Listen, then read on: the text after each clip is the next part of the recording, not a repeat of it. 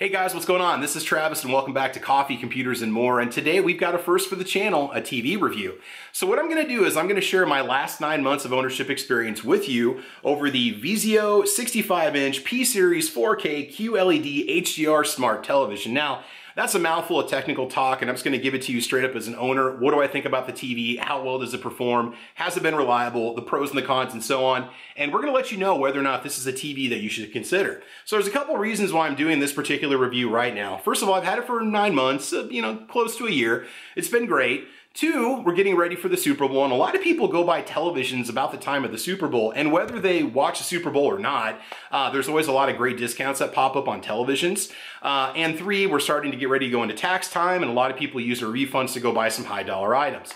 And so what we're going to do is just go through the basic overview of the features. We'll talk about the remote control. We'll show you the user interface, show you some examples of the picture and the colors and how awesome it is, and whether or not if it's something you should consider buying. All right, so stay tuned, and here we go. Okay, so while I'm not endorsed by Best Buy, that is who I purchased the TV from, and it was $999. It's normally about $1149 to $1199. It goes on sale a lot, and so there's a pretty good chance if you're watching this video months after it first airs on my channel that you can probably still find it for that price. And if Best Buy happens to replace it with a different model or the next one up in the series, this will at least give you a baseline to go from if you've never owned a Vizio TV before.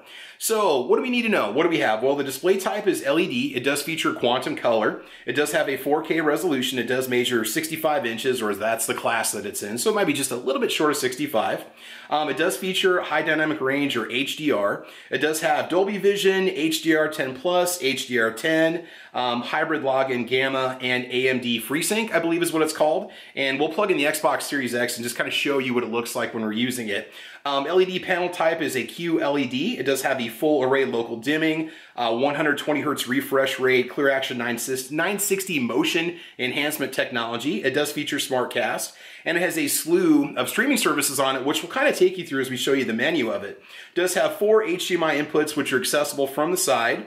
It does work with Amazon Alexa, Google Assistant, and Siri. Now it says voice assistant built in. No, it does actually have a voice assistant that you can use, so I don't know what their classification of that is, but we'll take a look at it anyway.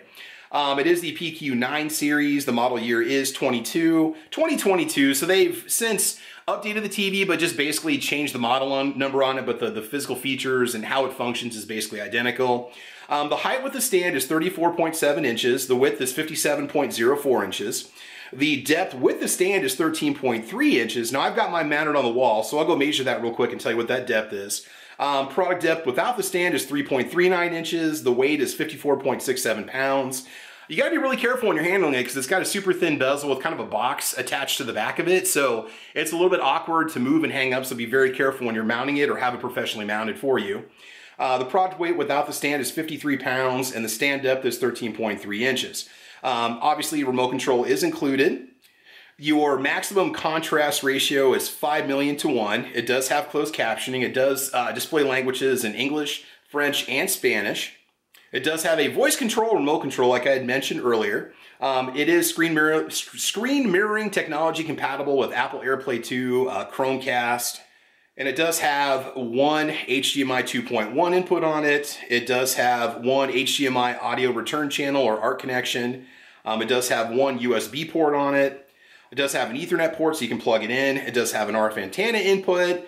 It is built-in Wi-Fi and Ethernet compatible. It does have a digital optical audio output on it, as well as an analog audio output, which I believe is just a headphone jack if I'm not mistaken. Mount-wise, it's a VESA wall mount standard, 400mm by 200mm, and I got the mount over at Harbor Freight. I think I paid like 25 bucks for the mount on sale, and it works just fine. It's not Energy Star certified, so that may matter to you, it may not. Annual electricity use is 415 kilowatt hours. You do have 1-year parts and 1 year of labor, and I'm coming up on the first year, but it was purchased with the Best Buy version of Amazon Prime that they have, so it does get you an extra year of service on it if something would happen. You also get free delivery and free setup, which was really cool. All right, so let's just go ahead and take a look at the TV. I'll just kind of take you through some of the basic features, and if you have questions about the television, make sure you chime in down below. With this being my first TV review, there's a chance I'm going to miss something completely. But just as a user, somebody who just took it out of the box, adjusted the color how he liked it, and just uses it daily, these are my experiences with the TV. All right, so the TV only sticks out about 4 inches from the wall with the wall mount that it's currently on right now. Of course, everybody has their own preferred wall mount that they like to go along with. I sit about, probably about 12 feet away from the TV. I did have to turn the brightness down considerably. Out of the box, it was cranked up when I first got it and was almost too bright to sit and watch, just sitting there. So going across the top, when you go to your little home menu, what's really nice, if you just click down, it's going to show you shows that are trending, and it just finds all this stuff automatically once you put it on Wi-Fi, which is really cool. You can go on into all of your different apps and inputs. You can look for more apps if you want to. You got pretty much everything on here that you're going to use. You can add your subscription services if you have them. Most of these I don't have, but they're just there preloaded, probably part of an advertising package or something. But YouTube runs just fine on it. Netflix runs fine on it. Disney Plus, Hulu. Disney Plus is pretty cool because they do show a lot of content in HDR10, which looks really good, like The Mandalorian and stuff like that. Looks amazing. You do have a watch-free live TV on demand that you can go to, which we'll go to in just a second. It basically gives you a channel guide, which is pretty sweet because it gives you an opportunity to see what's out there on television without really having to look around. They've got content that they recommend you check out, different categories you can go under, movies recommended for you, and I don't know if that's based off of what you watch or whatever, but anyway, you can kind of see what's popping up there, different holidays and so on. So they give you a lot right out of the box, and I don't even have like any kind of, I mean, I've got a Roku plugged into it, but just for its own Vizio apps and system, it's pretty cool. Now we go over to Watch Free Plus, and then it's going to bring up a channel guide on the left-hand side, which you can click through, and you can watch any of these shows. Now I've got the audio turned down because I don't want to get any kind of an audio copyright strike. But these are all different shows and networks you can watch and so on. Let me just bring up a quick 4K video for you over on YouTube to check out. So, but this is really cool. Again, you know, if you just want a lot of free content, and or if you're somebody that, you know, does a lot of DVR stuff, you're going to be fine, obviously, because you got your content already saved. So in person, the video is incredibly sharp. The colors are very balanced. It just looks, the picture looks amazing. All the fine detail on the animals or creatures or whatever you're watching. The lighting is even all across the screen. The blacks are nice and black. It's very sharp. Does a wonderful job. And again, whether you're watching something with vibrant colors or something a little more muted, the picture is just great. In fact, whenever people come over and watch TV at my house, they'll compliment on how good the picture looks whenever they check it out. And again, I blame a lot of it on that HDR10 and that FreeSync that kicks in when it needs to. For video games and stuff, it just looks really good.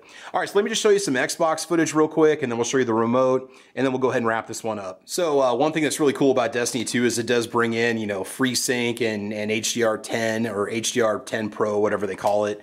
And picture looks absolutely awesome. Now, if you see any lines floating up the screen while you're watching it, I'm not seeing that in real life. That's just the delay of the shutter of the camera I'm filming with versus what's actually showing up on the screen. So we're gonna let this load real quick, and then we will show you just how awesome it really is. All right, so we're gonna take the intergalactic minivan to the tower. So if you've never seen Destiny 2 before, it's kind of like Halo, sorta. And so it really does have some absolutely amazing scenery to it, and the graphics are fantastic. All right, so we're going to go to what's called the tower, which is my starting place. I'm just going to show you what the graphics look like. And again, until you see it in person, definitely check out this TV in the store. I think it's going to blow your mind with just how good it looks. And I'm trying to give you an unbiased opinion here because I don't buy a lot of different brands. I'm not being paid by anybody to talk about this. You know, this is just my experiences with the television. And yeah, again, so if you happen to see any lines going up the screen, I'm not sure if you're going to see that in the final production. But, you know, the graphics are just absolutely amazing. There's no lag. There's no stutter. Everything is nice and sharp. And I'll use this, we'll play this game for 3 to 4 hours at a time, and it just looks absolutely awesome. All right, so here is the remote control. I've got medium-sized hands. You can see how well it fits in the hands. It's not too small, it's also not too big that it's cumbersome. So if you're somebody that's using a DVR or a cable box, you may not use this that often, but this thing gets heavy, heavy use, and it has not fallen apart or had any issues whatsoever. What's nice about it is you got your quick link buttons like you do on all the other TVs that are out there, a Watch Free Plus button that you can use, your home button, settings, real easy to get to. We really didn't even get into the settings because when you get that TV, you're going to set the color to however you like it the most, but you have tons and tons of options for setting up the color however you like it. You do have the voice assist that you can use to look for different shows and features, closed captioning button, volume up, volume down, and mute. And like I said, the remote control has actually held up really, really well with no problems whatsoever. And a little directional keypad right here is super easy to use. All right, so what are my thoughts on this Vizio P-Series Quantum LED television? If you've got $1,000 to spend and you want a good solid TV that's going to be reliable, I would say this is going to be the way to go. And I say reliable because mine gets used 3 to 4 hours every night, sometimes more on the weekends. It's on as soon as I come home from work. I love the smart apps that are in it. I can do a lot with it. It's super easy to use. And it's held up well. Like I said, 9 months of just about daily use. Maybe one day a week it gets a little bit less than 4 hours a day of use. A lot of gaming happens on it, and it's just really held up well. So I would recommend you check it out if you're not sure where to go. And again, I'm not a TV review channel, just as a consumer, somebody who either enjoys the appliance or dislikes the appliance. It has been a solid television. I'm very happy to have it, and I'm hoping it's going to last years more. So we're not quite at a year yet, but you look at the wear and tear I put on it so far, I'd say it's definitely seen its share of use. So anyway, this is Travis. Thanks for watching. Coffee, Computers, and More. Please like and subscribe. If you have questions about the TV, chime in down below. If you guys happen to have this TV, please let me know. It gets almost 5 stars over on the Best Buy website. You know, they leave the 1-star reviews and the 5-star reviews up there also. And like I said, I had a buddy do some research for me, try to find something that's got the features I want. So that FreeSync, AMD FreeSync, and that HDR 10 or 10 Plus, those were things that I wanted because that'll maximize the graphics presentation from an Xbox Series X or a PlayStation 5. So that's another thing about it too. I do occasionally run a Nintendo Switch on it, and it looks fantastic. It doesn't stretch or spread out the graphics or the screen at all. I believe that the Switch does put out 1080p resolution, which looks great on that TV screen. You can play all your old retro video games on it and stuff through the Nintendo Store and so on. So do check it out. Anyway, guys, thanks for watching. Like and subscribe. We got a lot more content coming your way. Have fun, be safe, and as you know, we will talk to you soon. All right, bye-bye.